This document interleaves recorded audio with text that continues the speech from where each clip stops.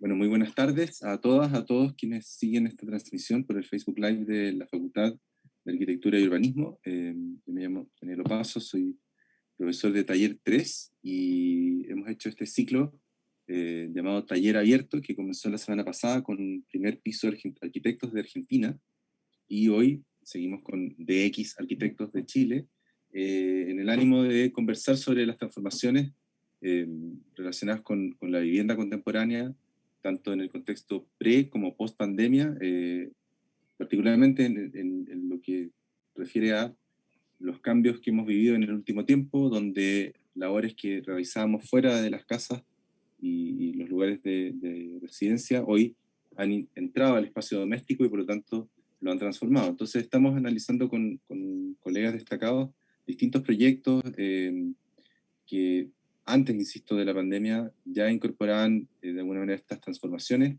y la idea es mirarlos también hoy con esta distancia crítica para poder analizar y sacar aprendizajes en el contexto de lo que estamos justamente trabajando en el taller, que es la proyección de estos nuevos espacios domésticos.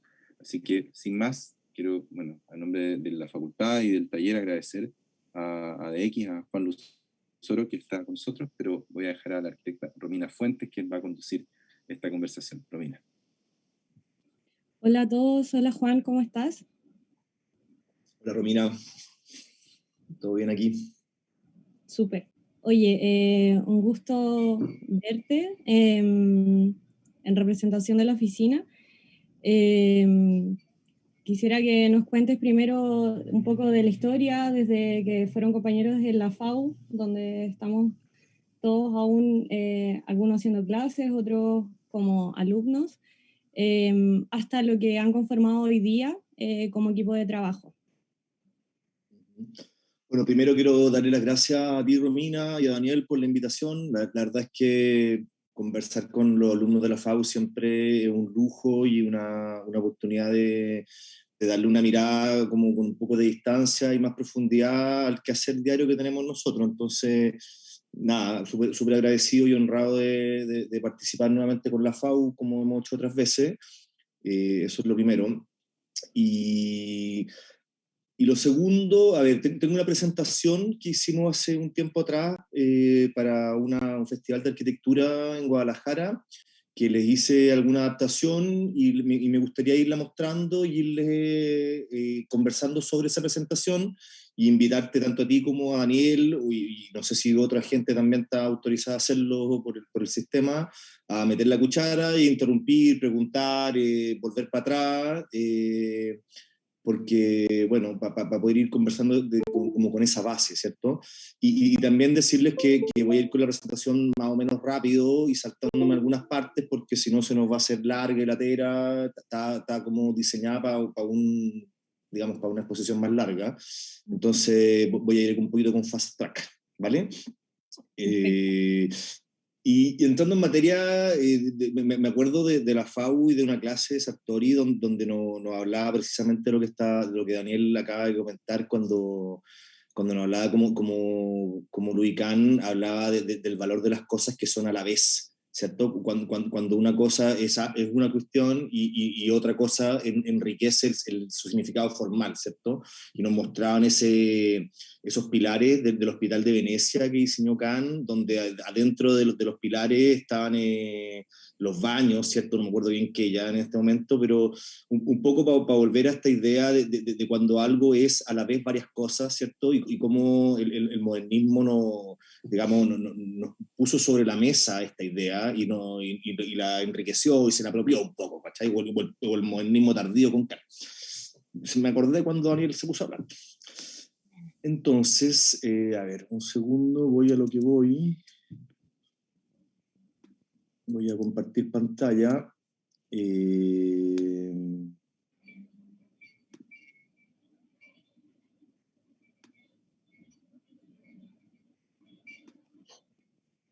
¿Se ve? ¿Estamos bien? Sí, dale. Dale. Entonces, bueno, lo que les decía, gracias por la invitación, ¿cierto? Y contarles un poco de nosotros primero, ¿cierto? De Guía Arquitecto, que somos un colectivo arquitecto que nació en la FAU los socios originales éramos compañeros de curso en tercer año, precisamente, y de tercer año arrendamos un espacio, un lugar, ¿cierto? Nuestro taller, que era de X, y de ahí empezó toda nuestra historia, ¿cierto? O sea, nació justo en el año en que están los alumnos vuestros, y nació con la idea de un taller, ¿cierto? Y de un taller que con el paso de los años y de la vida se ha transformado en una práctica, ¿cierto? Entonces, lo que guía esta presentación es este binomio de conceptos, el de idea y materia, y cómo y materia y idea, o sea, cómo son reversibles y cómo hay cierta idea y cómo hay cierta historia que se van transformando en proyectos, que es una cuestión como la arquitectura finalmente, ¿cierto? ¿Y cómo pasa esto? Nosotros nos gusta hablar de la polifonía, ¿cierto? Nosotros no creemos en la arquitectura autoral, a pesar de que puede ser y puede ser un camino válido, no es el camino que nos tocó ni que guiamos nosotros. No creemos en la arquitectura de autor, sino que creemos en una arquitectura que nace de un diálogo, nace de una conversación entre nosotros, entre los arquitectos que somos el colectivo de X, que se los voy a mostrar más adelante, y también con los clientes, y también con los especialistas, y también con los ingenieros, y también con los arquitectos municipales. O sea, creemos que esa polifonía, ese diálogo de muchas voces es lo que finalmente se transforma en materia, ¿cierto? Entonces, somos contrarios a la idea de la casa de Klotz, así cualquier cosa, ¿cierto? Que me encante, puede ser maravilloso, pero creemos que la casa de Klotz no es de Klotz, sino que es de Klotz con su cliente, con el gallo que le autorizó el plano, con el ingeniero que le calculó, con el decorador que trabajó, con el cliente, con el vecino del cliente, y todas esas voces son las voces que en nuestra visión plasman una arquitectura, ¿cierto? Entonces, cuando se habla como de una obra con nombre y apellido, la verdad es que nos sentimos medio incómodos y no creemos en eso, ¿cierto? Uh-huh. Bueno, esta presentación está armada como un tejido, ¿cierto? Un cruce de propósito, y básicamente con estos tres... A ver, un segundo, que voy a tratar de...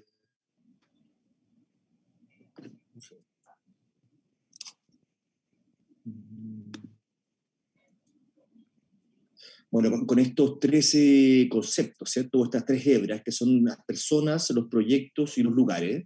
Las personas, vamos mostrando quiénes son los miembros del colectivo y quiénes van, digamos, la polifonía de voces, ¿cierto? Los proyectos son las cosas que hacemos y que es finalmente la arquitectura, la materia construida, y los lugares son nuestro taller y los lugares que nos han ido siendo fecundos para poder ir generando estos proyectos y para poder sostener este diálogo, ¿cierto? Bueno, aquí una foto de nosotros, el equipo posando para la foto, ¿cierto? Y aquí hay algunos videos, no los voy a dejar enteros. ¿Cómo trabajamos nosotros acá en DX? ¿Cómo llevamos a la práctica esta idea del colectivo? Nosotros creemos que cada persona puede aportar una mirada distinta a un mismo problema, independiente de su especialización, muchas veces desde su ignorancia. Eso nos lleva a entender de que cada problema puede ser abordado con la misma jerarquía por los distintos individuos del colectivo. Por ejemplo, el tema de nuestra administración, la parte administrativa es un cargo que se rota anualmente entre los socios y cada uno le aporta su mirada. Pretendemos ser no especialistas en las cosas, sino que al revés, dar una solución a un problema desde una mirada ojalá lo más desprejuiciada posible. Después eso se baja a la manera en que trabajamos los proyectos, porque cada proyecto se desarrolla por un equipo distinto, e inclusive cuando un proyecto a veces es muy largo y tiene más de una fase, los mismos equipos van rotando y el proyecto se va nutriendo de la opinión de distintas personas. Importante destacar de que no hay jerarquía en el fondo. Cada equipo, no el primer equipo que entró tiene una jerarquía sobre el otro, ni tampoco hay una superjerarquía. Acá en la oficina trabajamos de manera horizontal, entonces ese nutrir es bien efectivo. Claro, o sea... ¿Te escucha bien, cierto? Sí, perfecto. Juan, como para meter la cuchara por primera vez, revisaba la página hace unos días pensando en este conversatorio Y algo que me llamó la atención, a diferencia de la mayoría de las páginas de oficinas de arquitectura, es que ustedes tienen todos los miembros, las personas que han pasado por la oficina, desde qué año hasta qué año, y me imaginaba, te quería preguntar, en los 15 años más o menos de oficina que llevan, pensando que tú estás desde un inicio, ¿logras como identificar diferentes etapas de X arquitectos a lo largo del tiempo? Considerando que va mutando dependiendo de los integrantes del equipo y de quienes estén diseñando. Absolutamente, por Romina, totalmente. O sea, hemos pasado por un montón de fases que creo que sería un poco fome detallarla ahora, pero la oficina se ha ido evolucionando desde los amigos sentados en la pirca y los proyectos que eran proyectos académicos en la universidad. Después más o menos esos mismos gallos sentados en un lugar, ¿cierto? Y de a poco la oficina empezó a crecer, empezaron a llegar gente, fue un momento donde, como del boom de la arquitectura chilena, que era súper taquillera internacionalmente, ¿cierto? Con muchas publicaciones, y empezamos a recibir a un montón de gente de fuera de Chile, y en un momento teníamos la oficina llena de gente, sobre todo europeos, pero también de África y de otros lados, que un montón de gente quería venir, y fuimos una oficina grandota, ¿cierto?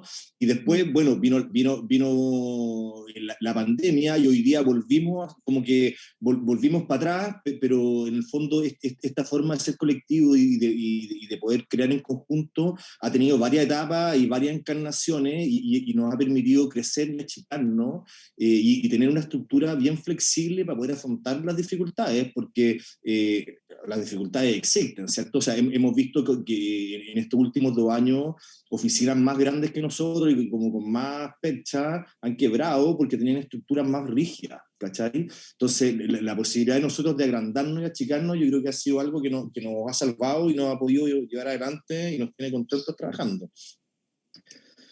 Déjame seguir para mostrar las fotos. Mira, para empezar, digamos, a hablar de los lugares, como parece la hebra de los lugares, y súper importante para esta charla es la FAU, ¿cierto? El ADN de nuestra oficina es la FAU. Nosotros partimos siendo compañeros en Taller Briones, en 3er año, y ahí se generó como el vínculo y el power que nos tienen juntos hasta ahora, ¿cierto? En esos puentes, en las pircas, hablando de arquitectura y aprendiendo de arquitectura adentro y afuera del taller, es donde, digamos, tomamos la energía y tomamos el vuelo para poder lanzarnos en esta aventura que era armar una oficina y poder trabajar y poder creerte arquitecto antes de serlo, y cada día poder ponerle el hombro a esto, ¿cierto? Entonces, como primer lugar, en la FAU, ¿cierto? Y aquí lo que está diciendo, o sea, la metodología de trabajo hasta el día de hoy de nosotros es la metodología de un taller de arquitectura, de un taller más que de una oficina, ¿cierto? Por ahí, en alguna de las charlas que nos ha tocado dar, alguien de afuera dijo, oye, esto más que una oficina de arquitectura parece un lugar donde se hace arquitectura. Y nosotros nos orgullecemos y queremos creer que seguimos siendo un taller como el mismo taller de lo que dirigen ustedes, ¿cierto? Sin profesor, sin ayudante, pero con la misma metodología horizontal, donde el trabajo que hace uno se retroalimenta con el trabajo que hacen otro, y donde la crítica es parte del crecimiento de los proyectos, ¿cierto? Nosotros le llamamos corrección cruzada, cuando quiere decir que una persona que no está trabajando en un proyecto directamente pasa y dice, oye, ¿qué opináis de esto? ¿Cómo lo movís? ¿Cómo lo podéis mejorar? ¿Cierto? Y bueno, es la forma en que nosotros trabajamos, y es como nosotros creemos que los proyectos se enriquecen, ¿cierto? Bueno, aquí hay una foto de la época en que le estoy hablando, ¿cierto? Del año 2000, de nuestra época en 3er año en la universidad. Fíjate que hay unos tableros, una cosa que quizás habría que explicarles de cómo se usa, ¿cierto? Hay unos gallos durmiendo bajo un tablero, están unos trabajos de composición, ¿cierto? Y está toda esa energía y toda esa fe que teníamos de ser arquitectos, ¿eh? Que realmente era una utopía y era una cuestión que sigue siéndolo, ¿cachai? Cada día se renueva esa gana y ese sueño de poder seguir adelante con lo que estamos haciendo, ¿cierto? La amistad es como, digamos, la clave, porque de hecho la gente que ha llegado después a ser socio, ser parte del colectivo, entra en nuestro filtro cuando es amigo nuestro, cuando le tenía ese check, ¿cachai? Que es una cuestión súper naive, pero al mismo tiempo es lo que nos tiene vivos y contentos todos los días de estar acá. ¿Ya? Ese es nuestro taller en Canciller Dolfus, arrendado en tercer año de arquitectura, y es donde partió nuestra historia, ¿cierto? Ahí sacamos las cosas que había, ese fue el primer día que llegamos, en una casita ahí en Bilbao, y donde de manera bien salvaje y bien como con más ganas que otra cosa, empezamos a armar nuestra historia, ¿cierto? Este es un proyecto de título de uno de los socios de Roberto, con Germán del Sol, ¿cierto? Y también en esta presentación vaya a ver que hay ideas que nacen de un momento y se retroalimentan y dan una vuelta y terminan en otra cosa, ¿cierto? Porque en las dos fotos que están arriba se ve el título de uno de los amigos y socios, y abajo se ve un croquis que después se transforma en otra cosa y otra cosa, y lo voy a ir mostrando, ¿cierto? O de pronto me imagino que igual ciertas ideas quedan inconclusas en un momento y se retoman 5 años después para otro concurso. O se concluyen de una manera, también es lo que tú decís, Romina, pero también sucede que tú hay una idea que la probáis de una manera y la hacís de una manera y después se transforma en una cuestión totalmente distinta. Y no quiere decir que haya quedado inconclusa, porque a lo mejor se verificó y se realizó en su momento de una manera A, pero se transformó en otra cosa, ¿cierto? Y aquí ya me voy a hablar un poco de los proyectos, ¿cierto? Este fue como el primer proyecto que para nosotros fue importante y nos marcó, que el concurso del Centro de la Arte Aérea, ¿cierto? Que también está relacionado con la amistad, porque fue un amigo que nos invitó a la Municipalidad de La Reina a hacer un concurso, ¿cierto? Y que lo metimos con esta energía, con los croquis en la mano, con todo lo naive o ingenuo que podríamos ser, ¿cierto? Y para nosotros fue una cuestión bien importante el poder haber tenido una obra construida, ¿cachai? La primera vez que pasamos del croquis, de esa cosa como salvaje y bestial, a una cuestión que se construyó de fierro, con 1000 historias, porque el calculista no sé si se puede decir, nos defraudó en la mitad del camino, tuvimos que meter otro calculista, hubieron 1000 historias de por medio, y también yo creo que es súper bonito transmitir esa idea de que las obras tienen detrás muchas cosas que las sustentan, muchas historias, pero finalmente lo que queda es la obra, ¿cachai? Lo que queda es lo que está construido ahí, y sobre todo, más que la obra, el uso que se le da a la obra, ¿cachai? Cómo la obra acoge el habitar, acoge digamos, a la persona. Este fue como la primera obra que para nosotros fue súper importante y nos dio mucha como satisfacción, ¿cierto? Y sigo con este telar, ¿cierto? Ya llegamos al 2010. El 2010 fue el, bueno, grandísimo terremoto ahí en Constitución, tsunami y todo el escándalo, ¿cierto? Y nuevamente, y como sucede también en la arquitectura, o sea, como las crisis son oportunidades siempre, ¿cierto? Pasó el terremoto, al día siguiente uno de los socios, Diego, agarró el teléfono y llamó a un contacto que teníamos en el lugar de Cristo, y les dice, oye, mi oficina, Patú, o sea, levantado de todo lo que queráis, Patú dice, mi oficina de arquitectura está a tu disposición para la reconstrucción, cuando éramos unos pinganillas, ¿cierto? Pero inventamos esta idea, ¿cierto? Que era un albergue de emergencia, ¿cierto?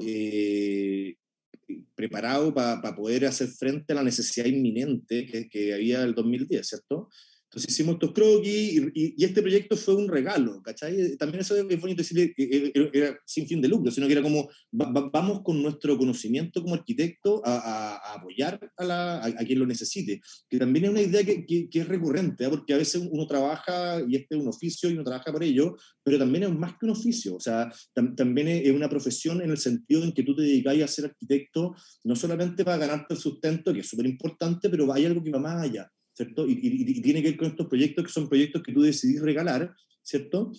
Y que después vuelven.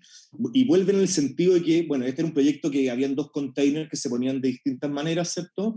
Y se generaba un vacío, un techo, un espacio protegido de la intemperie para poder asistir en la primera necesidad, ¿cierto? Y después en la tercera etapa había una posibilidad de seguir creciendo y tal, y de constituirlo un poco, ¿cierto?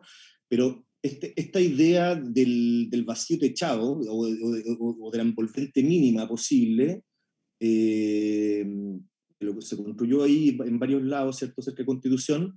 Después se transforma, y se los voy a mostrar más adelante, en esta casa, ¿cierto? Que totalmente otra cosa, en una casa como pituca, ¿cierto? Hecha acá en Santiago, pero retoma la idea de esta envolvente y de este techo vacío, donde sucede lo importante en la arquitectura, ¿cierto? No en el lleno, sino que en el vacío, no en la pieza, en el baño, en el living, en los recintos tipificados por programas y súper estandarizados, sino que en lo que precisamente no es eso, sino el espacio que tú dais de regalo, ¿cierto? El que pasáis colado, que en el, digamos, es este vacío, ¿cierto? Y cómo este proyecto regalado, ¿cierto?, para el Hogar de Cristo, se transforma después en proyectos no regalados y se transforma en pega, ¿cierto?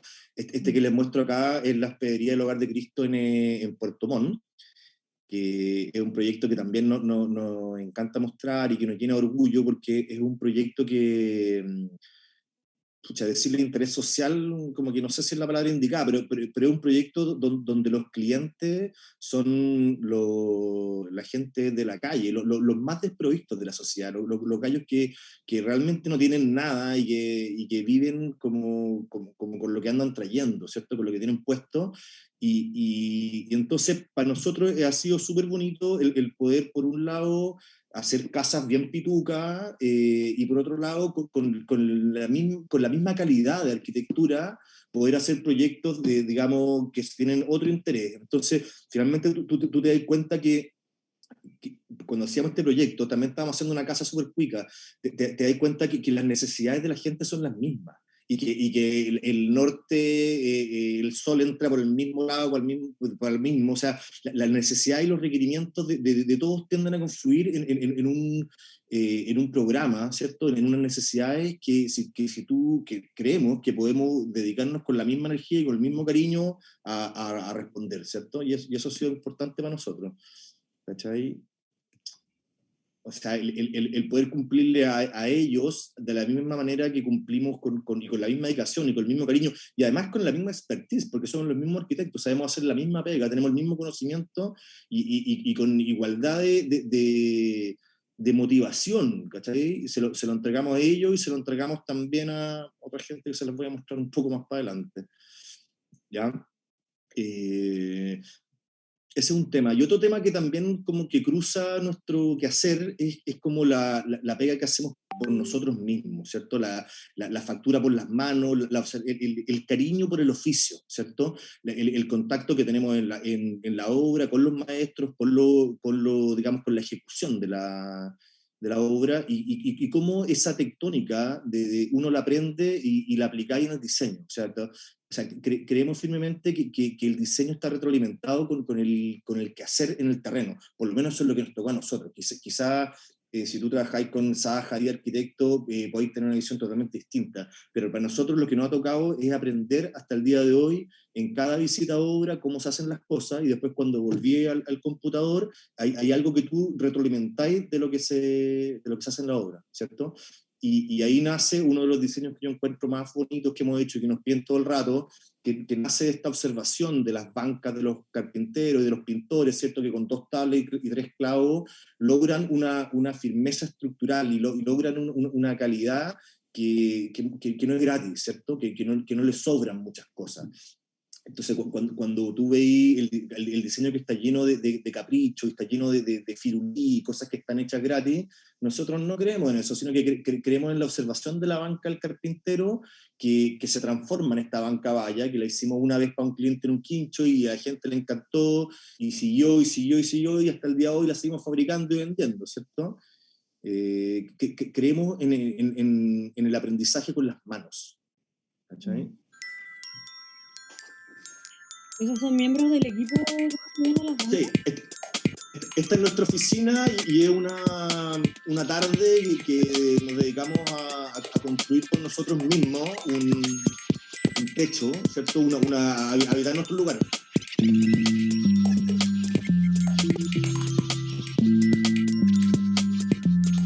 Esto es como la terraza de tu misma oficina.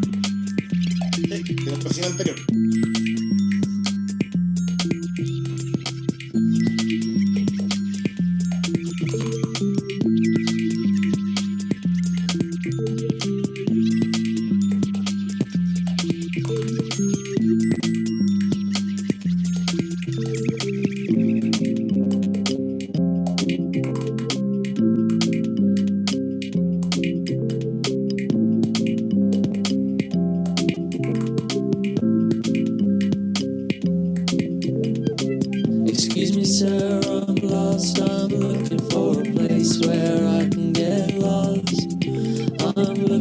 for a home for my malfunctioning being. I'm looking for the mechanical music. Mira, mostrarles ese video un poco para mostrarles que creemos en el conocimiento que se adquiere con las manos, que se adquiere dibujando, que se adquiere clavando, que se adquiere como con la práctica. O sea, nos parece que digamos, no es que toda la arquitectura deba ser así, ¿cierto? No quiero ser como totalitario en la opinión, pero es la que nosotros vemos y la que nos toca a nosotros, que es una arquitectura que se aprende haciendo, ¿cierto? Y tiene que ver también con el taller y con el taller llevado a la obra, ¿ya?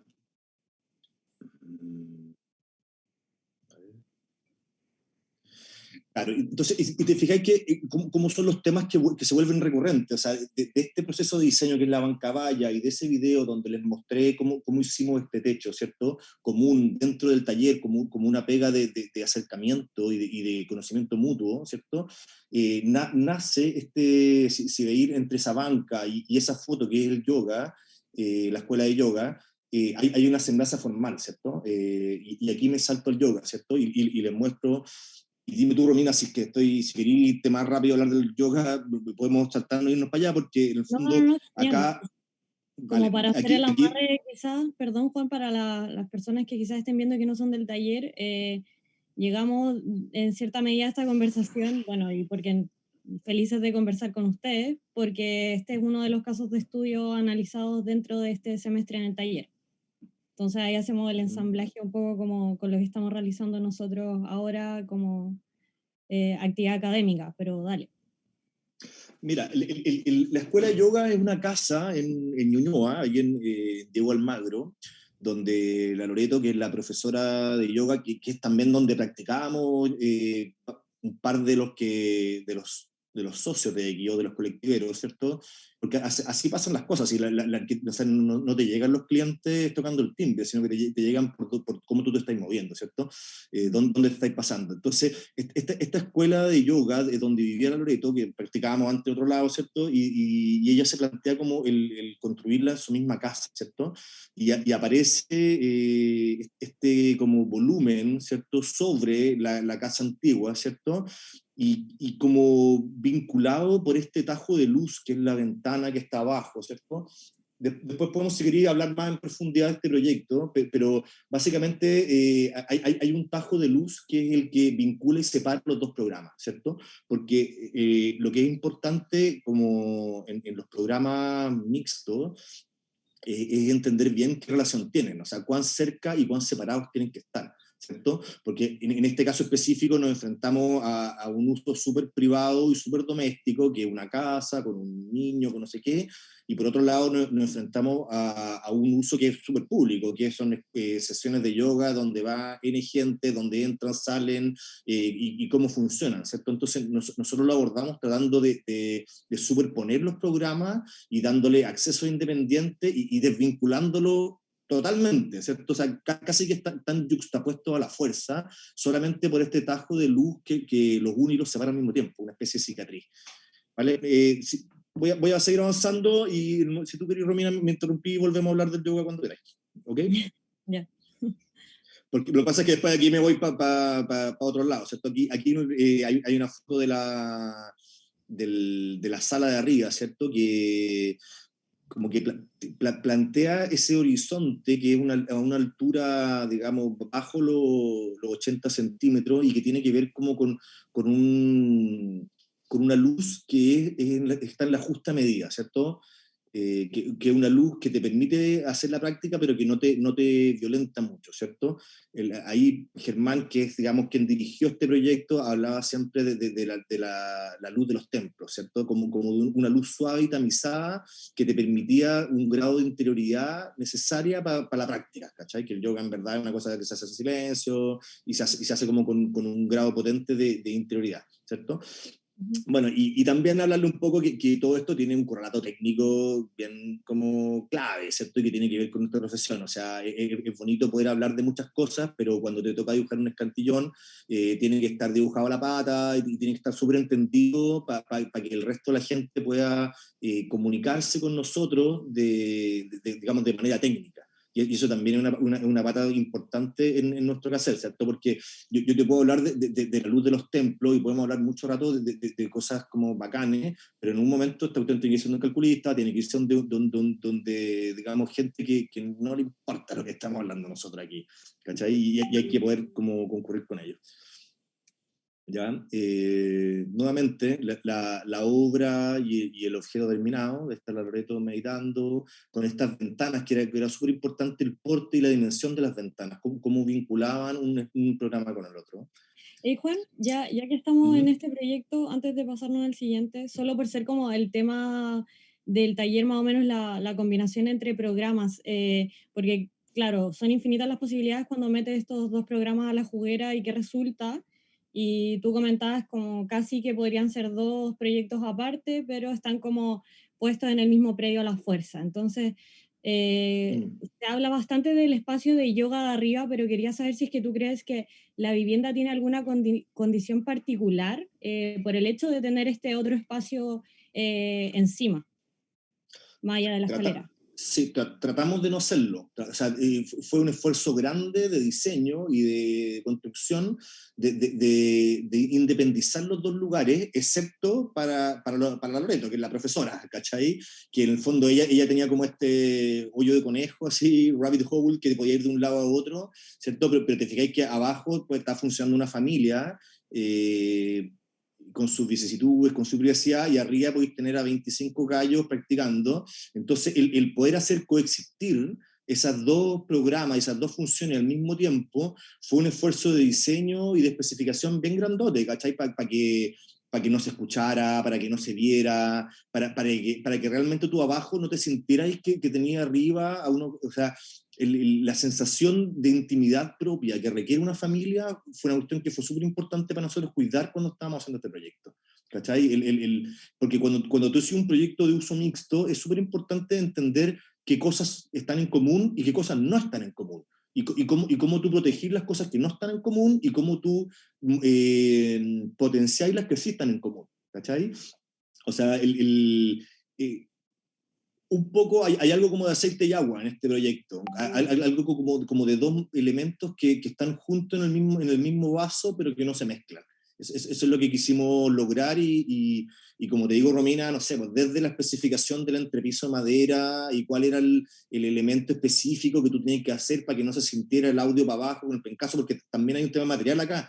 Esto está hecho todo con madera, que también es uno de los temas que tratamos antes, o sea, tratamos harto en la oficina, el uso de la madera como material preponderante, que tiene mucho de qué hablar como un tema ecológico, como un tema formal, como un tema de calidad, mil cosas, ¿cierto? Pero había un pie forzado en que el yoga fuese de madera, entonces el poder solventar esa requerimiento de dependencia con este material fue una cuestión a la que dedicamos harto y que hubo especialistas metidos entre medio.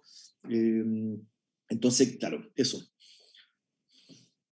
Bueno, y un poco cómo la forma y los materiales se van transformando de un proyecto a otro. ¿Okay? Este es una industria, es una fábrica de miel que está aquí en Santiago, saliendo hacia el sur. Para atrás tiene unos galpones donde se desarrollan los procesos industriales y acá al frente está este edificio, que era el edificio como de oficina, ¿cierto? Y donde lo decía un profe, el Martín Smith, me acuerdo cuando estábamos en la FAU, nos decía que la arquitectura se trata de pasar liebre por gato, ¿ya? Al revés, no gato por liebre, sino que liebre por gato. Estos gallos esperaban un bloque de oficinas para trabajar ahí y lo que le respondimos fue esto, un edificio lleno de significado, con un material potente, con una impronta formal potente y con una, digamos, icónico en el sentido de la miel, si queréis, ¿cachai? Y de la madera, etcétera, que era bastante más de lo que ellos nos pidieron y bastante más de lo que esperaban. Ahí están unas fotos del primer piso, ¿cierto? Como las diagonales de la madera, la madera laminada y como el uso de la madera ha sido una línea, no la única, pero ha sido una línea que hemos seguido todo el rato, ¿cierto? Y hoy día más que nunca la madera, por su huella ecológica, es un material que hay que mirar con atención. O sea, veía a propósito de la COP que está haciendo en este momento, que los grandes productores de CO2 en el planeta son primero Estados Unidos, segundo China y tercero el hormigón. Es en el fondo, hay que tomar conciencia de los materiales que nosotros usamos para proyectar qué huella tienen en todo su ciclo de vida, o sea, cómo se producen, cómo se instalan, qué pasa con ellos después, ¿cierto? Entonces, nos gusta el hormigón, hemos hecho un montón de cosas con hormigón y con acero también, pero la madera como material de responsabilidad social y ecológica hoy día está súper como presente, ¿cierto? Y creo que es un tema enorme, por lo menos para nosotros. Hoy día es un tema que se nos abre, el decir cómo somos diseñadores responsables, o sea, cómo por ejemplo, no sé, por decirte una cosa súper de a pie, súper sencilla, estamos ahora haciendo una casa, ¿cierto? Y no sabíamos si hacer las ventanas de PVC o de aluminio, ¿cierto? Y son de estas de grafito, entonces por look funcionaban igual, por precio más o menos andaban parecidos, ¿cierto? Y yo decía, bueno, ¿qué ventana es más responsable con el medio ambiente colocar? ¿Una ventana PVC o una ventana de aluminio? Y nosotros, después de, no sé, 15 años, 20 años de trabajo, no lo tenía claro. Y nos dimos una vuelta y le pegamos una investigada y cachamos que las ventanas de PVC, como tienen cloro, el PVC, una vez que tú las deseas, van al vertedero. Y las ventanas de aluminio, una vez que tú las desecháis, se refunden y se vuelve a usar el aluminio desde cero para volver a usarlo. Entonces, también meter que esas ideas son como importantes, darle el peso ahora. Uh-huh. Bueno, ahí está un poco lo que les hablaba de la madera, ¿cierto? Y este es otro proyecto que nos invitó nuevamente una amiga, la Francisca Sánchez, que es una artista bastante destacada, y nos invitó a participar en un concurso que se llama Reposo, ¿cierto? Que es un concurso que ganamos. Y aquí les voy a mostrar un poco cómo es.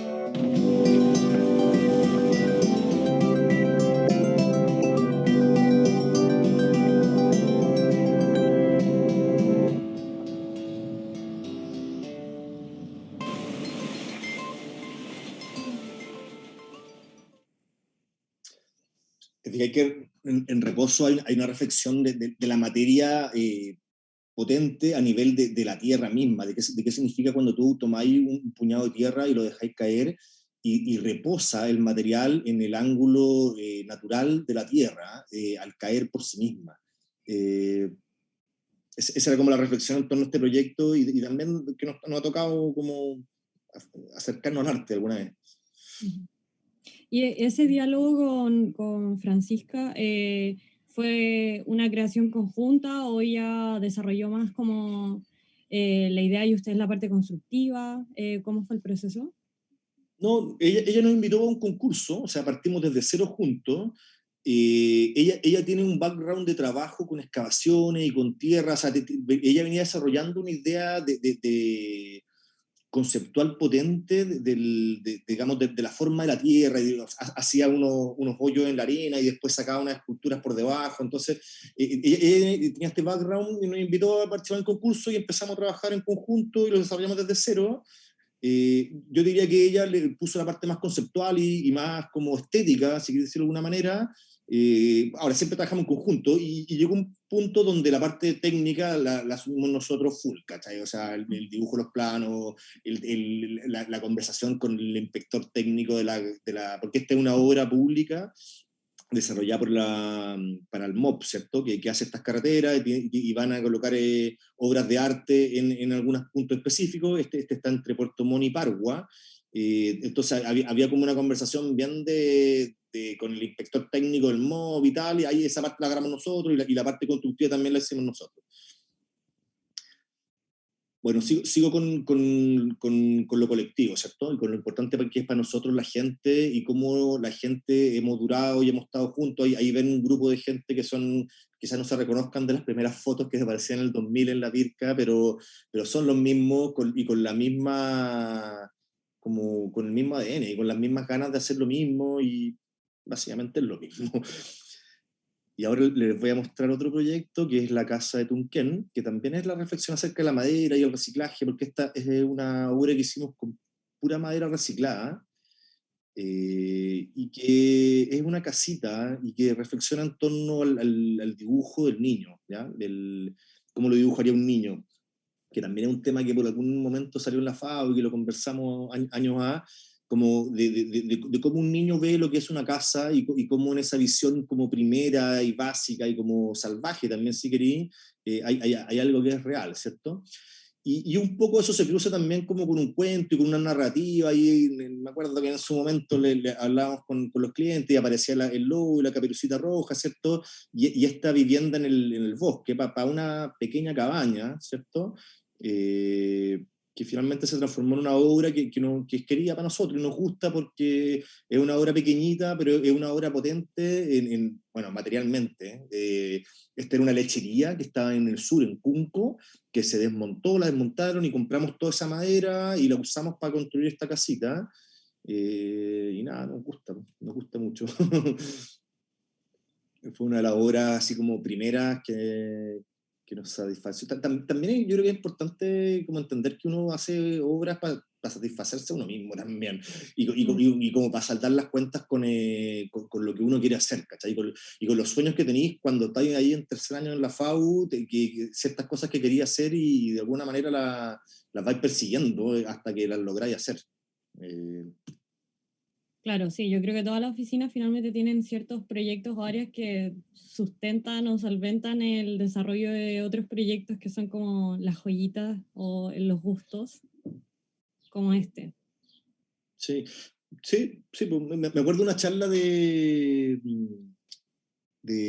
Juan Herrero, Superpower, que él decía que todos los proyectos tienen que responder como a tres preguntas, ¿cierto? Y una pregunta es la pregunta de tus clientes, obviamente, el gallo que te paga, que te contrata, que quiere una casa y que tiene 3 hijos, o 8 hijos, o 5 perros, ¿cierto? Esa es una primera pregunta.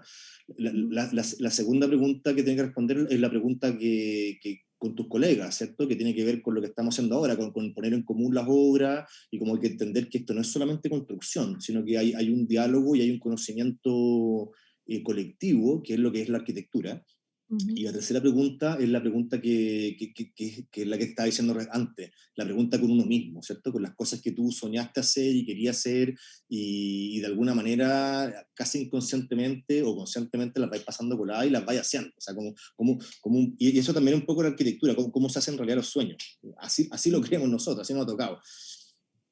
Sí, y siguiendo ese punto, y sobre todo respecto al imaginario de este dibujo de un niño o niña, te quería preguntar algo que también conversamos la semana pasada con la oficina de primer piso, si es que de pronto los proyectos se alimentan que me imagino que sí, pero me gustaría saber más o menos cuáles han sido interesantes, o puedes recordar ahora ciertos imaginarios que escapan de la disciplina de pronto, la música, no sé, teatro, o alguien fue a ver una película o rayó con tal director de cine y llega como con el imaginario de no sé, cierta experiencia espacial y que sea tema de discusión en el equipo. Todo el rato, como me acuerdo así de hace un montón de años, cuando estábamos empezando, de Gattaca, ¿cachai? Esa película que está firmada, Gattaca, está firmada en un edificio de Wright, y bueno, con el cine pasa todo el rato, ¿eh? En el cine la arquitectura es súper como gravitante, y hay un montón de historia, un montón porque en el fondo el cine tiene que construir una ficción, ¿cachai? Y esa ficción es narrativa, pero también muchas veces, y hay muchos directores que es súper arquitectónica. ¿cachai? En otros casos es más decorativa, por ejemplo, como Wes Anderson, que también lo vemos y nos encanta, que es más, que tiende como más a la textura, que digamos, a la cosa como más de decoración, ¿cierto? Una escenografía más maqueteada en el fondo. Claro, pero todo el rato hay un vínculo entre o sea, a ver, la arquitectura bebe de todas las fuentes posibles, bebe de los libros que uno lee, de las películas que viste, y en mi caso particular, a mí me encanta caminar por la calle y andar mirando cosas, y siento que ahí está la verdadera como fuente de inspiración, ¿cachai? Cuando tú veis esa arquitectura anónima que está en el camino entre tu casa y la oficina, que probablemente no es la más taquilla que salió en no sé qué revista o en no sé qué publicación, ¿cierto? No está en ningún Instagram, pero solamente está en tu camino de casa, pero es súper valiosa, ¿cachai? Es súper valiosa formalmente, desde, oye, voy a agarrar esta ventana que la amé y la pongo en otro lado, cara raja, ¿cachai? La copié. Pero yo creo que o sea, para nosotros yo creo que hay muchas fuentes de inspiración mucho más valiosas que la arquitectura publicada o la arquitectura mainstream o las obras destacadas, que también están perfectos, ¿eh? Y me encanta que hayan, y yo todo el rato estoy mirando las nuevas obras de los arquitectos destacados que me encantan y las veo y las estudio, las obras de Reich las miramos con lupa y todo eso está perfecto, pero me seduce mucho más la casa que está en la esquina, que construyó un gallo hace 50 años que no sabéis quién fue, ¿cachai? Y cómo ahí hay trazas de vida que son importantes. Sí, a mí me Sí. pasa que igual creo que es de las cosas más interesantes. No sé si es que tienes esos intereses antes de entrar a arquitectura o el hecho mismo de estudiar arquitectura y luego dedicarte a esto te genera cierto gusto y adicción como por esa película que logra desarrollar o un texto de pronto de un libro que logre desarrollar bien una atmósfera o ciertos asuntos y que finalmente uno se vuelve medio ñoño no sé, con directores o con músicos. Como Yo creo que desarrollar. pasa, yo lo que pienso, Romina, es que pasa como de las dos maneras, ¿cachai? O sea, cuando tú entras a estudiar arquitectura es porque tenés un interés, tenés una inquietud, ¿cachai? Hay algo que te preocupa, ¿cierto? Y cuando yo estaba en la FAU, esa cuestión me la inflaron ni el Dios, ¿cachai? O sea, para nosotros, como yo digo, yo como alumno, la figura del arquitecto ilustrado era una cuestión que debía ser, ¿cachai? Y tenía mis profesores que me hablaban de ello, me acuerdo siempre, ¿cachai? Me acuerdo, una de las cosas que me acuerdo, en segundo año, yo tenía taller con Andrés Elton, que fue un bacán para nosotros, fue un gran formador, o sea, un profe que digamos, fue súper importante para nosotros, porque nos enseñó a difuminar la línea entre vida y arquitectura, ¿cachai? Y pensar que el trabajo y la pega eran finalmente lo mismo, ¿cachai? Eso lo aprendimos segundo año con él. Me acuerdo que en un taller llegué con mi maquetita que había hecho, trasnochado, ¿cierto? Metido adentro de una caja de zapatos de las zapatillas que me había comprado, ¿cierto? Y fue justo cuando Nike había cambiado el logo y le habían sacado el Nike y habían solamente dejado el logo así y había una caja como de cartón corrugado, ¿cachai? Con ese logo, entonces yo me había comprado las zapatillas, ni caché, metí mi maqueta dentro de la caja y me fui a taller. Llegué a taller, saqué mi maqueta, bueno, la maqueta quedó al lado, Andrea agarró la caja y decía, bueno, la cagó la caja, increíble, que bien diseñada está, no sé qué. Y yo, pero ¿qué onda mi maqueta? La maqueta habría que llampa, realmente, porque la maqueta estaba llena de cosas que le sobraban, era una maqueta, digamos, de un alumno segundo año que estaba recién aprendiendo a hacer la cuestión.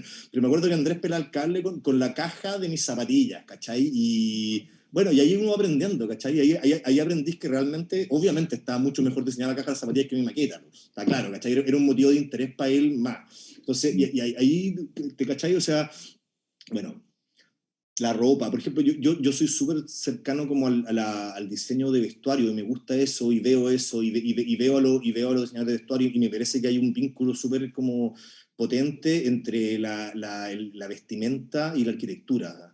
De hecho, De hay un todas proyecto que maneras, sí... sí. En el ahí te- taller hemos estado comentando mucho el último, o sea, el proyecto que desarrolló Smiljan para sí, ah, Alexander McQueen.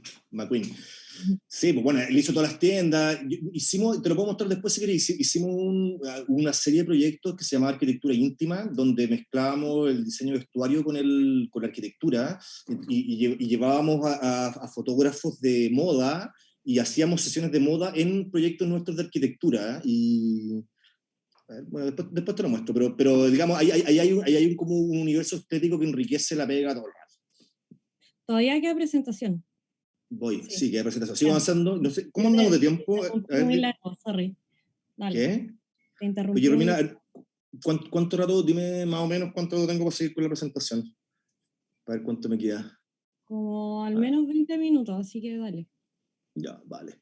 No, es para ver si te alcanzo a mostrar después lo de arquitectura íntima, que es una cuestión que... A ver, lo tengo acá, déjame ver si te lo puedo mostrar al tiro. Déjame buscar un segundo.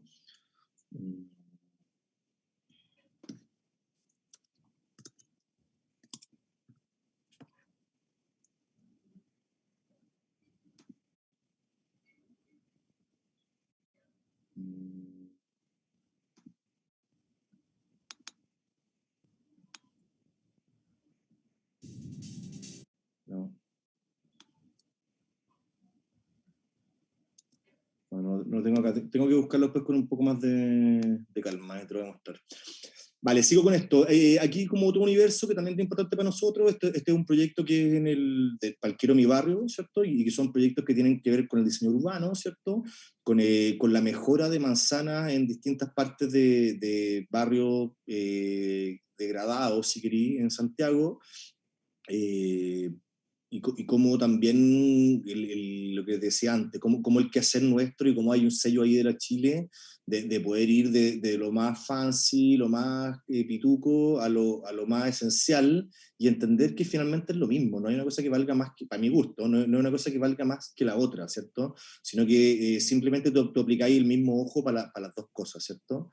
Y aquí hay como un proyecto de mejora, digamos, de un macro manzana, bueno, hicimos varios en La Pintana y en varios lados distintos, ¿cierto? Y cómo tú desde la arquitectura podías aportar a la vida de la gente, ¿cachai? Una cuestión súper concreta.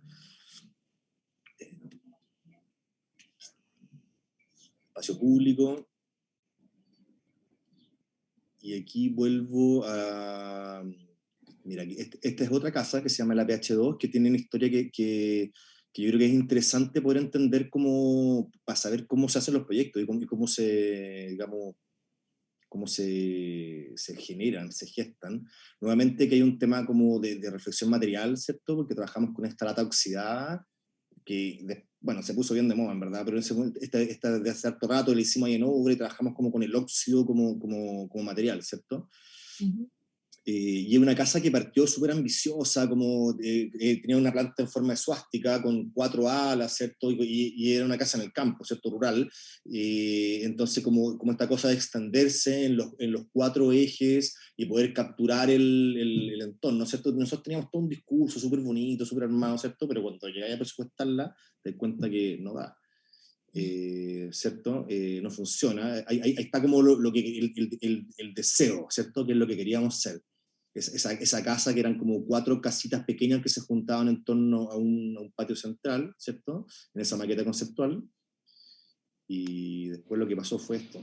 La PH2 es una casa que termina siendo un monovolumen de 3 aguas, revestido íntegramente en lata oxidada, que es un material que tomamos del entorno, que es un entorno agroindustrial, donde hay galpones de todo tipo, medio destruidos, y de ahí como un monovolumen más, termina siendo esta pequeña casa. Pero lo que es interesante, más allá de su lenguaje formal, es la historia de cómo se desarrolló. La casa fue pensada en una planta que tenía en forma de cruz, que abarcaba la amplitud del campo chileno, y por restricciones financieras el proyecto empezó a ser modificado hasta un punto en que ya no era reconocible para nosotros y hubo que, en el fondo, proponer y replantear, claro, como en esta forma de la casa chilena Perú Gringo. Claro, y que esta maqueta destruida ya, llena de suciedad, le hicimos, yo creo que unos 15 años antes probablemente, que el proyecto de la PH2 para otro cliente en otro lugar, que efectivamente era un gringo que quería construirse una casa aquí en Chile, y un poco cuando ya estábamos en el nivel de replanteo de la casa Remolino, que era originalmente que le cortamos un brazo, quedaban en 3 brazos y ya no funcionaba nada, como dice Pablo, hubo que replantearla, y aparece esta idea antigua como un tráfico de ideas, de otro lado se recicla, bueno, y finalmente en 2 semanas hicimos la casa, la nueva propuesta de una vieja idea, y eso es lo bonito y lo potente que tiene este diseño.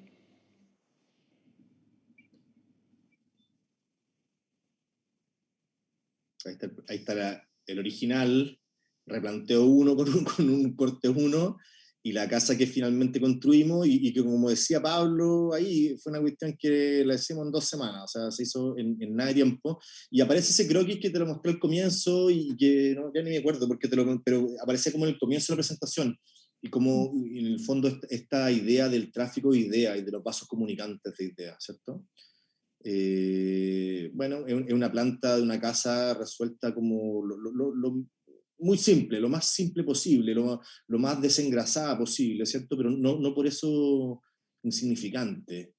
O sea, es súper importante el trazar la diferencia entre simple e insignificante, que puede ser, o sea, ya hay lo que te decía antes, Romina, la reflexión en torno a la materialidad, ¿cierto? El óxido hecho in situ, y este monovolumen íntegramente revestido, una casa así de súper de combate en precio, en plata, en tiempo de construcción, ¿cierto? Pero no en diseño, ¿cachai? No digamos en propuesta. Y aquí voy a terminar. ¿En qué estamos hoy?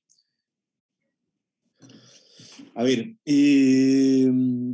seguimos con esta idea de que nació en 3er año de la universidad, en creer que la arquitectura es un diálogo polifónico entre muchas voces, entre voces de muchos especialistas que somos los arquitectos y no especialistas, que son los clientes, que son la gente que opina, y el poder entender que la arquitectura, no creemos en la arquitectura autor, esa es la verdad. No creemos que, como dijo Adolf Loos, que la arquitectura sea arte ni que se acerque al arte, sino que creemos en la arquitectura como una creación colectiva entre toda la gente que interviene, y que en todos los proyectos siempre es mucha gente, siempre hay una polifonía de voces que hablan, y que uno puede luchar contra esa polifonía y pensar que tiene que ser tu voz la que tiene que prevalecer, o podéis tú ser un director de orquesta que, digamos, trata de armonizar las distintas voces en pos de un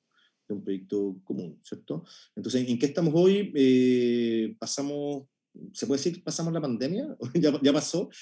¿O estamos pasando la pandemia? ¿Estamos capeando esta ola grande que fue estos 2 años de obras cerradas y obras que funcionaban, de montón de incertidumbre, de montón de angustia, si queréis, pero las bases fundamentales de nuestra estructura yo creo que están bien puestas en la FAU, digamos, en ese grupo de amigos que decidimos hacer cosas en conjunto, y que ha sido lo que ha prevalecido hasta ahora.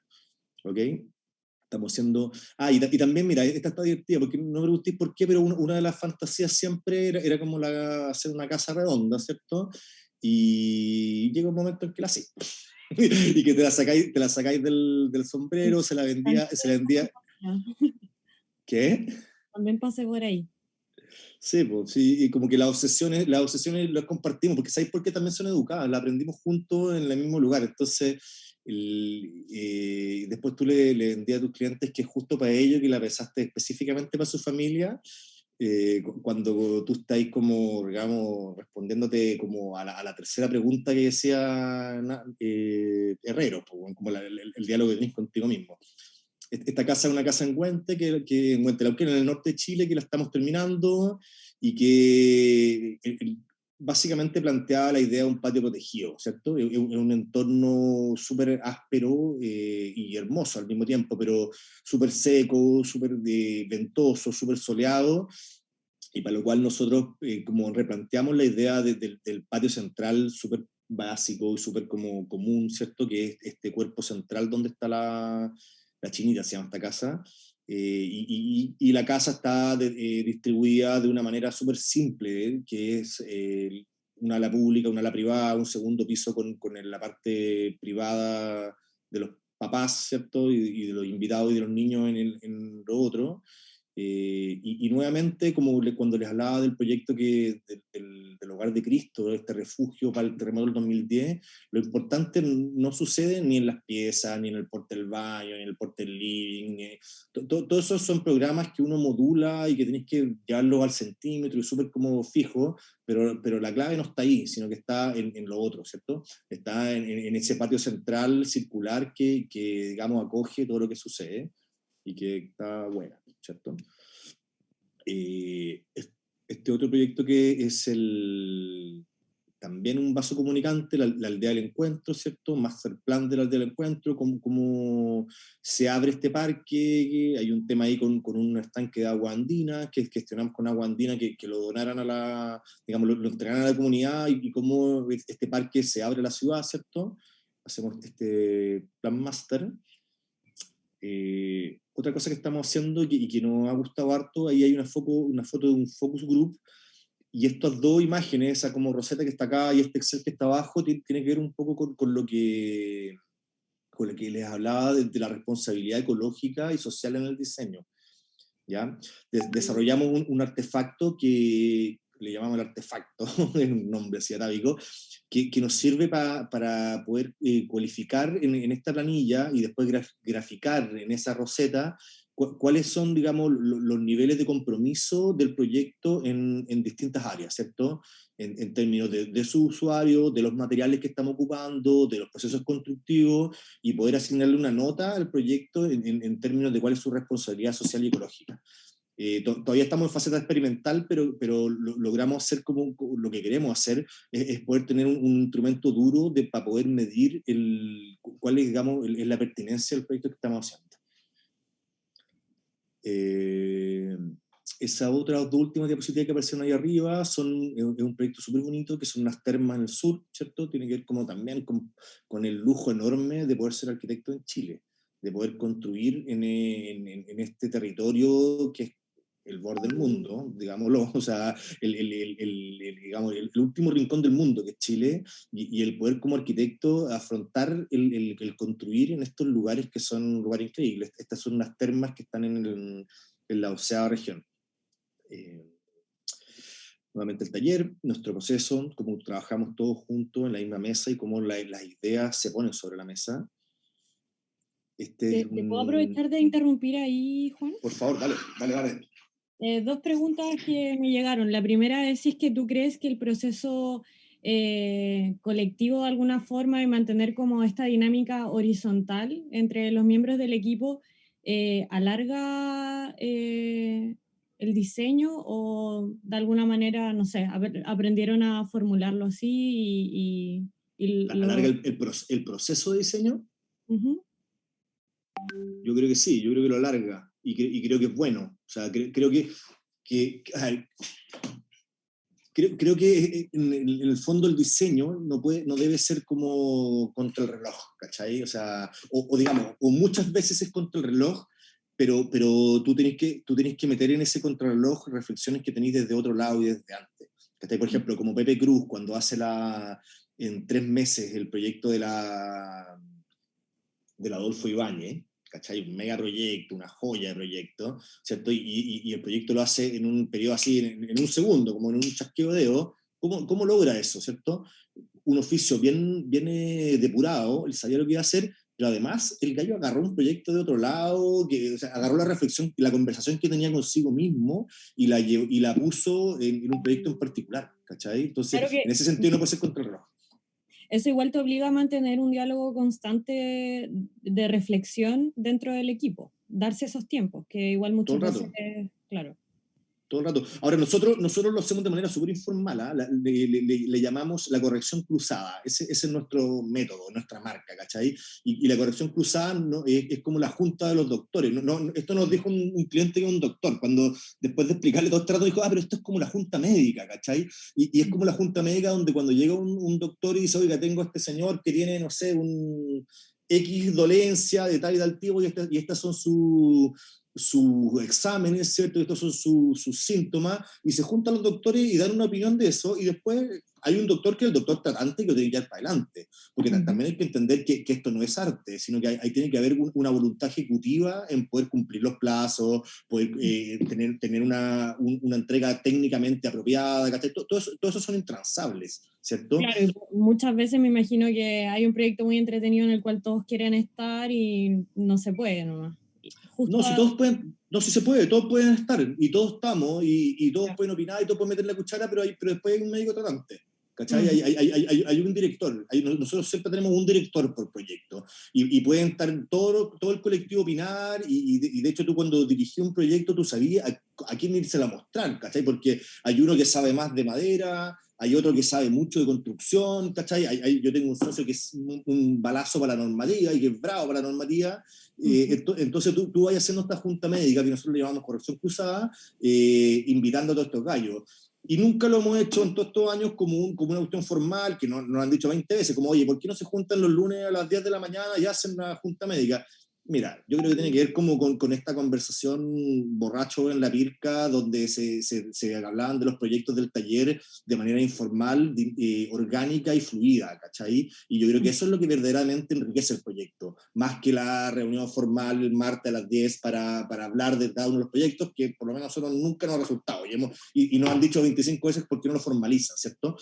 Claro. Pero es importante rescatar que seguimos siendo fan de la arquitectura, ¿cachai? Seguimos haciendo esto porque nos gusta y eso es lo que nos lleva adelante, ¿cachai? Porque hay hartas cosas que son con que uno pasa rabia, con que peleáis con los clientes, peleáis con el calculista, peleáis con los maestros, y hay harta pelea, hay harta parte amarga en la profesión, ¿cierto? Pero es importante como mantener intacta la parte dulce, ¿cachai? Para contrarrestar. Y la parte dulce o la parte sabrosa tiene que ver digamos, con lo que están haciendo ustedes ahora, ¿cachai? Con ir al taller y con estar ahí, con quedarse tarde y poder conversar y poder entender que esta cuestión no es una... No sé, no es una pega. No sé si es una pega. No lo es, pero hay partes que hay que disfrutar para que sea entretenido igual. Y trabajar quizás las relaciones personales, como decís tú, en la pirca, es parte de eso. Aunque ahora no, bueno, ahora en la práctica no podemos, pero... Bueno, la no sé, oficina... ha cambiado el mundo, yo me doy cuenta, o sea, de hecho yo sé que la FAU ha cambiado, han cambiado las formas, han cambiado los estilos, ¿cachai? Algo me he enterado, también he pasado por allá haciendo clases algunos años atrás, pero un poco cuento cuál ha sido como nuestro ADN, ¿cachai? Y nuestro ADN ha sido que somos los mismos amigos, que seguimos conversando de las mismas cosas que nos interesaron hace 20 años atrás y que hoy día nos siguen interesando. Evidentemente hay mucha grasa alrededor de eso, ¿cachai? Hay muchas otras cosas alrededor de eso. Hay conversaciones con contadores, se paga el colegio, hay un montón de cosas más, ¿cachai? Pero las otras cosas no tienen sentido si perdí lo que es fundamental, ¿cierto? Que es lo que pensamos para nosotros. Mira, este otro proyectito que hicimos este año recién y que también tiene que ver como con la pandemia y que como, de hecho, estas son fotos de celular así sacadas súper de la obra, ¿cachai? Todos estos proyectos están todavía en obra. Y tiene que ver con lo que todo el mundo se dio cuenta que quería, que era una pequeña cabaña para poder teletrabajar, teleestudiar, escaparse. O sea, hoy día todo el mundo quiere una pequeña cabina en algún lugar, ¿cachai? Para poder hacerse. Nosotros estamos haciendo varias por varios lados distintos. Esta la construimos ahora hace un par de meses. Y también tiene que ver con conectarse con lo esencial de habitar, ¿cachai? Con poder hacer algo pequeño, simple, rápido, ¿cachai? Efectivo y eso, ¿cierto?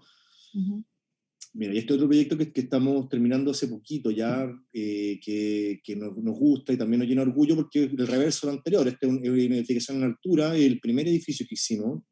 Y para nosotros es súper importante porque si te fijáis del piso 2 para arriba hasta el 10 es un edificio, ¿cachai? Tiene departamento, hay gente que vive, lo hicimos lo mejor posible, quedó relativamente bueno, relativamente malo, ¿cachai? Pero nada de eso es lo importante. Después de hacer este proyecto nos dimos cuenta que lo importante está, y ahí me vinieron los profes de la FAO y las cosas que nos dijeron en ese momento, está abajo, en la planta noble y está en el espacio público. Entonces, si te fijáis esta foto que está arriba a la izquierda, nosotros dimos un espacio a la ciudad que antes no existía, ¿cachai? Porque estas eran 4 casas que tenían el cierre predial pegado a la vereda, ¿cachai? Es un edificio que está al lado del Campo Oriente. Entonces, eran unas casas como antiguas, ¿cierto? cero valor, si queréis, pero, y con el, digamos, el cierre predial pegado a la vereda. ¿Y qué es lo que hicimos nosotros? Nuevamente, la liebre por gato, abrimos y dimos a la ciudad toda esta plaza digamos, que es un regalo, ¿cachai? Que es un regalo y que eso es lo importante de este proyecto. Porque aquí viven, no sé, van a vivir 200 personas en el edificio, pero por afuera pasan 2000 al día. Y entonces el poder cuidar lo que tú como inmobiliario, o sea, como arquitecto trabajando para un inmobiliario, le dais a la ciudad, es una cuestión que a nosotros nos llenó de orgullo y nos tiene súper felices, ¿cachai? Y nos hizo sentir súper FAU finalmente, como el poder plantear un proyecto con todas las exigencias que tienen los inmobiliarios, con toda, digamos, porque eso a ellos lo que les interesa son las lucas, y esa es su pega, ¿cachai? No les interesa hacer un buen proyecto, ¿cachai? Pero cuando a ti te interesa hacer un buen proyecto, realmente tú eres interesado en eso, y eres tú el que lo... Eres tú, perdón. Eres tú el que lo impulsa y nadie más te entiende, porque la arquitectura finalmente es una cuestión que solamente la entendió la niña de la municipalidad cuando nos autorizó, medio bajo cuerda, a hacer esta plaza, porque bueno, hay un tema técnico por medio, que nos pasamos para la esquina y agarramos un pedazo que era público y lo metimos dentro del diseño privado, ¿cierto? Que esta esquina acá con estas líneas, y que también era una niña de la FAU y que entendió que no era que nosotros nos estuviéramos tratando de comer la plaza, como alguien lo entendió, sino que al revés, le estábamos dando una plaza a la ciudad y un poco bajo cuerda, y en la municipalidad nos autorizaron a regalar este espacio que el inmobiliario yo creo que nunca se enteró, ni cachó de qué es lo que era, ¿cachai? Realmente le pasamos libre por gato hasta que tenía el edificio construido, porque él estaba preocupado de que si el edificio de arriba, si los departamentos tenían 42.5 metros o 43.6 metros, esa era su preocupación importante, y si nosotros le regalábamos una plaza a la ciudad, era una cuestión que no le parecía ni bien ni mal, sino simplemente no le pasaba por la cabeza, ¿cachai? Entonces, por eso fue importante para nosotros el poder regalar este espacio para la ciudad. Y por eso como nos tiene orgullosos. Y para finiquitar, y si queréis después seguimos conversando, lo que queráis, este es como un poco quiénes somos nosotros, en qué es lo que creemos.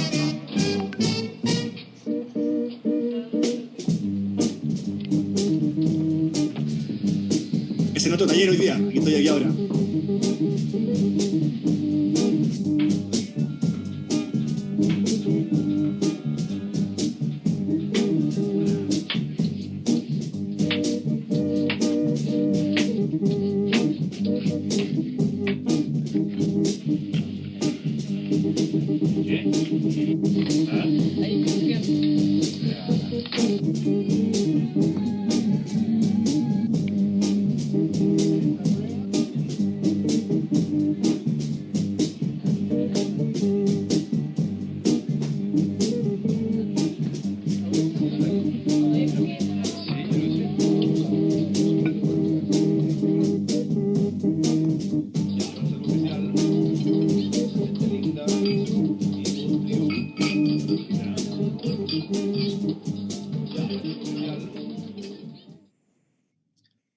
Y con eso termino, Romina, y no sé, decirte que aquí se come, o sea, todos los días almorzamos acá, se cocina acá, y para nosotros esas como pequeños ritos, ¿cachai? Que pueden ser insignificantes, se tornan realmente significantes, o sea, que creemos que más que en el papel glossy, el proyecto más taquilla, ¿cachai? O brillando, no sé, súper publicado en Venecia y tal, está perfecto. Pero lo que a nosotros nos mueve, lo que a nosotros nos motiva es esa cosa como coloquial, cercana, el rito de comer aquí, de dedicar nuestro trabajo a los clientes, ¿cierto? A la gente que va a vivir en los lugares y no a nosotros como construyendo una obra.